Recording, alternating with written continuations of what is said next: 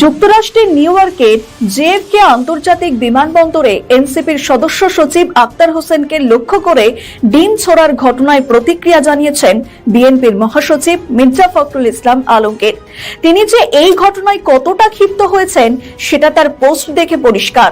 তিনি তার নিজের ভেরিফাইড ফেসবুক পেজে প্রতিক্রিয়া জানান। নিউ ইয়র্কের ঘটনায় মির্জা ফখরুল ইসলাম আলমগীর ফেসবুক পোস্টে শেখ হাসিনার দলের সমালোচনা করেন। শুধু তাই নয়, তিনি লেখেন, নিউ ইয়র্ক বিমানবন্দরে যা ঘটেছে তা আবারও প্রমাণ করল আওয়ামী লীগ তাদের অন্যায়ের জন্য বিন্দু মাত্র অনুশোচনা করে না।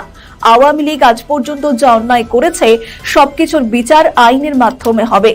দল ও দেশের স্বার্থে ধৈর্য ধরুন। জাতিসংঘ সাধারণ পরিষদের ৮০তম অধিবেশনে যোগ দিতে অন্তর্বর্তীকালীন সরকারের প্রধান উপদেষ্টা মোহাম্মদ ইউনূসের সফরসঙ্গী হিসাবে আক্তার হোসেন সেখানে পৌঁছন।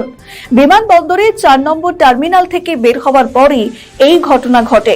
আক্তার হোসেনের সঙ্গে হাঁটছিলেন সফরসঙ্গী হিসাবে আসা বিএনপির মহাসচিব মির্জা ফখরুল ইসলাম আলমগীর এবং এনসিপির জ্যেষ্ঠ যুগ্ম সদস্য সচিব তাসনিম জারা।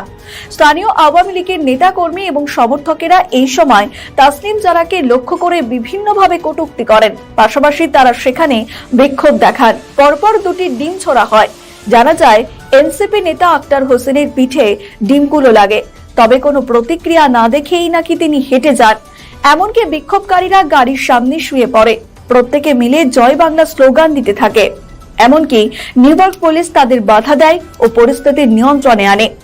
জানা যায়, স্থানীয় আওয়ামী লীগ নেতা মিজানুর রহমান ডিম ছোড়েন বলে অভিযোগ, আর এই ঘটনার পরিপ্রেক্ষিতে পুলিশ ব্যবস্থাও নিয়েছে।